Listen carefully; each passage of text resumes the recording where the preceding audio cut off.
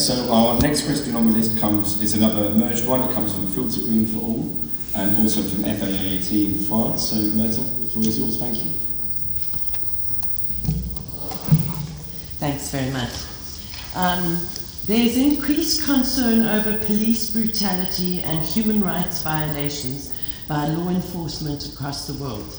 What work is UNODC undertaking to ensure the police act ethically and respect human rights and dignity? Thank you. Thank you. So as I mentioned before,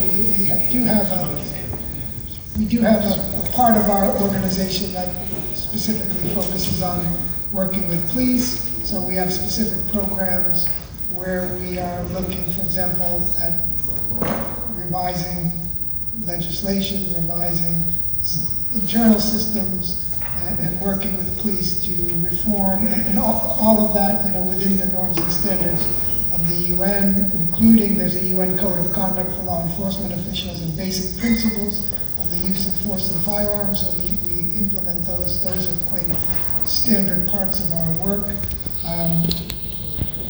Just as an example of what we've done recently in the police area, we've worked with Ecuador on some overhaul of legislation. We've worked with the World Thai Police on draft regulations within their police force relating to these issues.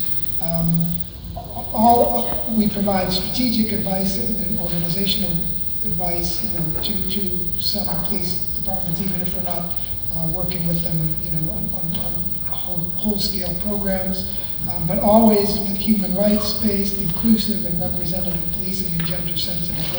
Those are principles also within our program that we have. We have e-learning tools that we've developed in this area that can be shared quite widely and have been used quite widely around the world.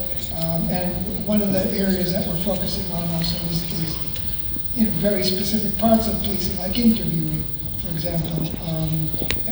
How to interview suspects, victims, witnesses, who obviously need to be treated differently and also treated with certain care, and moving away from a confessions-based type operation to more of a fact-finding and type of operation. And that sometimes requires change in cultures within departments or even specific parts of departments. So just some of the, and community-oriented policing I'll also mention, some of the ways that we are trying to address those issues. Okay, thank you very much for that. Unleash the plant for everybody, not hemp, not medicine, all of it.